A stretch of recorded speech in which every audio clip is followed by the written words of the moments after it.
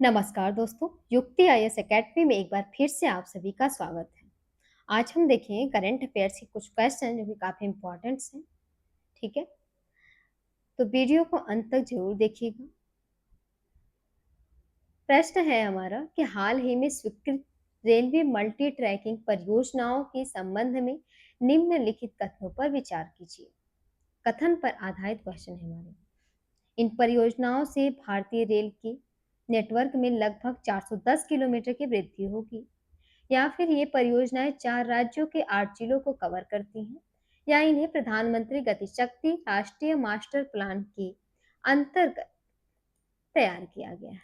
ठीक है, राष्ट्रीय मास्टर प्लान के अंतर्गत। तो इन कथनों में कौन सा सही है ये हमें बताना है।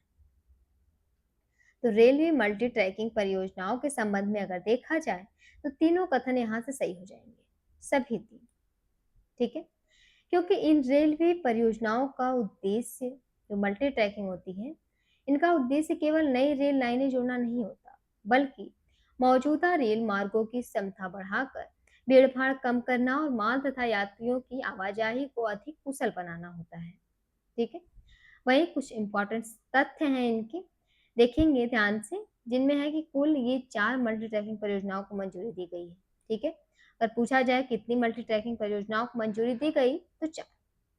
इनकी अनुमानित लागत जो कि लगभग 9,450 करोड़ है, और परियोजनाओं को जो कि 2030 से 2031 तक पूरा करने का लक्ष्य है। इनका विस्तार जो कि पश्चिम बंगाल, उड़ीसा, आंध्र प्रदेश और तमिलनाडु, इन 4 जगहों पर 4 राज्यों में होगा। देखा जाए तो लगभग 6,448 गांवों की कनेक्टिविटी बेहतर होने की संभावना भी, जिनकी आबादी लगभग 60 लाख है। इससे क्या होगा कि सालाना लगभग 76 मिलियन टन अतिरिक्त माल ढुलाई क्षमता विकसित होने का अनुमान लगाया जा रहा है। ठीक है, आते हैं अगले प्रश्न पे। अगला प्रश्न है कि क्षेत्रीय परिषदों के संबंध में निम्नलिखित तथ्यों पर विचार कीजिए। क्षेत्रीय परिषद पे आधारित कुछ क्वेश्चन है, जिनमें है कि इनकी स्थापना राज्य पुनर्गठन अधिनियम 1956 के तहत की गई। क्षेत्रीय परिषदों की भूमिका मुख्यतः सलाहकारी होती है, और केंद्रीय गृह मंत्री जो कि क्षेत्रीय परिषदों के अध्यक्ष होते हैं। तो इनमें से क्षेत्रीय परिषद से कौन सा कथन संबंधित है ये बताना है। सही विकल्प हो जाएगा इसमें से सभी तीन, क्योंकि स्थापना राज्य पुनर्गठन अधिनियम 1956 के तहत ही की गई, जिसमें क्षेत्रीय परिषद की बात करें तो ये भारत में केंद्र और राज्य दोनों तथा विभिन्न राज्यों के बीच सहयोग और समन्वय बढ़ाने के लिए बनाई गई संस्थागत व्यवस्था होती है, और ये अंतर्राज्यीय समस्याओं पर चर्चा करके आपसी सहमति समाधान खोजने का मंच प्रदान करती है। कुछ इंपॉर्टेंट पॉइंट है इसमें, जैसे क्षेत्रीय परिषदें संवैधानिक निकाय नहीं बल्कि वैधानिक निकाय होती हैं, और इनका गठन राज्य पुनर्गठन अधिनियम 1956 के तहत किया गया है। और इस अधिनियम की धारा अगर देखें तो 15 से 22 में जो कि क्षेत्रीय परिषद से संबंधित प्रावधान दिए गए हैं, और इससे क्या है कि देश में इस अधिनियम के तहत 5 क्षेत्रीय परिषदें स्थापित की गई, जिनकी भूमिका मुख्यतः सलाहकारी है। और क्षेत्रीय परिषद की बात करें तो कोऑपरेटिव फेडरलिज्म यानी सहकारी संघवाद को मजबूत करने में सहायता करती है। आते हैं अगले प्रश्न पे। अगला प्रश्न है कि हाल ही में दिल्ली खादी एवं ग्रामोद्योग बोर्ड के उपाध्यक्ष के रूप में किसे नियुक्त किया गया है। अभी हाल ही इनकी नियुक्ति हुई है, तो 4 विकल्प है। मोहन गोयल को, तिलक राज कटारिया को, कविता राठौड़ को, विशेष नेगी को। तो सही विकल्प हो जाएगा तिलक राज कटारिया, क्योंकि दिल्ली सरकार द्वारा दिल्ली खादी एवं ग्रामोद्योग बोर्ड का पुनर्गठन जो कि किया गया है तिलक राज कटारिया। इसमें तिलक राज कटारिया को बोर्ड का उपाध्यक्ष नियुक्त किया गया है, और साथ ही इसके मोहन गोयल और कविता राठौर को भी बोर्ड के सदस्य के रूप में नियुक्त किया गया है। खादी एवं ग्रामोद्योग से जुड़ी संस्थाओं का मुख्य उद्देश्य होता है इसमें कि खाद्य कुटीर एवं छोटे ग्रामीण उद्योगों को प्रोत्साहित करना तथा स्वरोजगार और रोजगार के अवसर को बढ़ावा देना। ठीक है,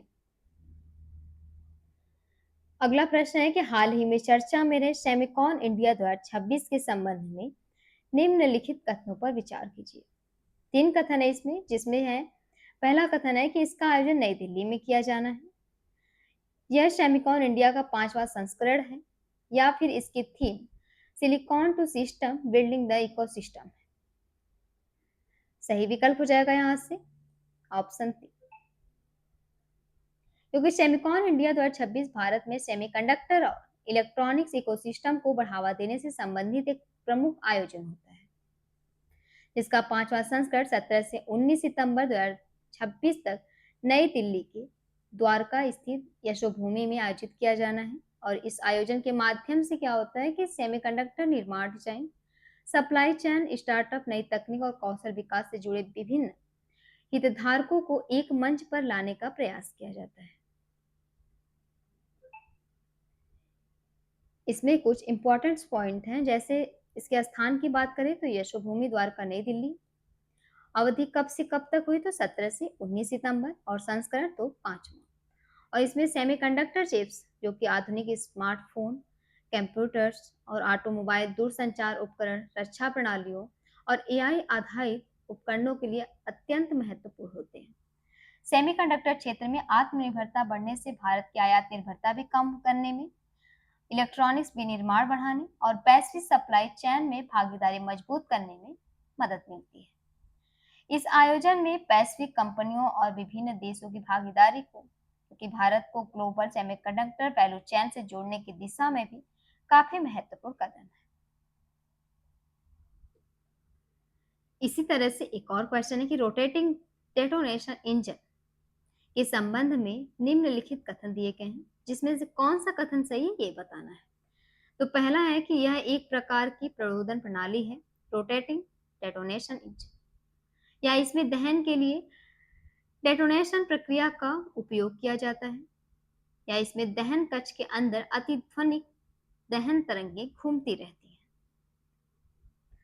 सही विकल्प हो जाएगा इसमें से सभी तीन, क्योंकि रोटेटिंग डेटोनेशन इंजन की अगर बात करें तो अगली पीढ़ी की प्रणोदन तकनीक है ये, और इसका प्रमुख उद्देश्य होता है कि ईंधन की ऊर्जा का अधिक प्रभावी उपयोग करके थ्रस्ट मतलब प्रणोद प्राप्त करना। और पारंपरिक इंजनों में सामान्यतः ईंधन का दहन अपेक्षाकृत धीमी डेफ्लेग्रेशन प्रक्रिया से होता है, जबकि आरडीई में तेज डेटोनेशन प्रक्रिया का उपयोग किया जाता है। इससे क्या होता है कि इंजन को कम आकार में अधिक प्रभावी प्रणोदन उपलब्ध कराने की संभावना रहती है। इसमें ऐसे कि डिफ्लेग्रेशन की बात करें तो इनमें दहन की प्रक्रिया उपध्वनिक होती है, और डेटोनेशन में देखा जाए तो दहन तरंग अतिध्वनिक होती है।